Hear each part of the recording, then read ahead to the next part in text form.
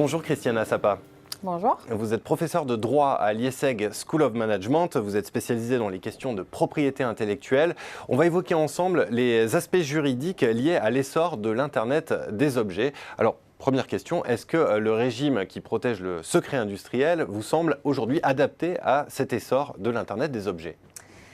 Eh bien, le secret industriel qui fait partie des droits de propriété intellectuelle et qui est dans le cœur de ma recherche, c'est un droit, c'est une forme de protection qui a été introduite bien avant que l'Internet des objets existe. Donc, l'Internet des objets, au fait, c'est la logique de l'Internet des objets, c'est le partage, c'est l'interconnexion, ce qui est un peu un conflit avec le secret industriel qui se fonde sur la confidentialité, sur le maintien du secret. Non, il y a beaucoup d'informations qui est développée dans le cadre de l'Internet des objets qui n'est pas éligible pour la protection de du secret industriel parce que justement les conditions d'accès ne sont pas présentes. Est-ce qu'il faut en conclure qu'il faut se débarrasser du régime qui garantit le secret industriel ? Non, pas vraiment, parce que le secret industriel est là également pour d'autres informations qui continuent à être produites dans le management quotidien des entreprises qui s'occupent de l'Internet des objets. Et donc vis-à-vis des employés, des collaborateurs, mais également des concurrents, il peut être nécessaire de protéger une certaine information et de la garder confidentielle.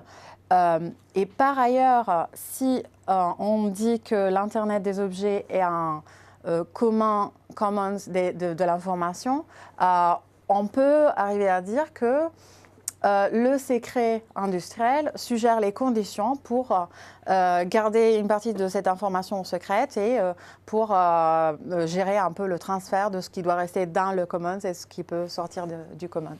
Alors justement, qu'est-ce qu'on peut faire aujourd'hui en termes juridiques pour protéger ces informations essentielles ? On ne les protège pas. On ne les protège pas du tout. Non, et ce n'est pas nécessaire de protéger toute information en fait.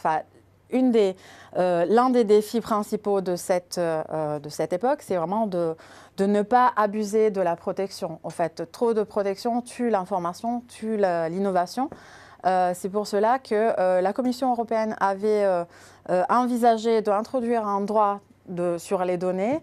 Là, elle a fait marche en arrière et moi, je suis tout à fait d'accord avec cette marche en arrière parce que j'estime qu'il n'est pas nécessaire de protéger toute information.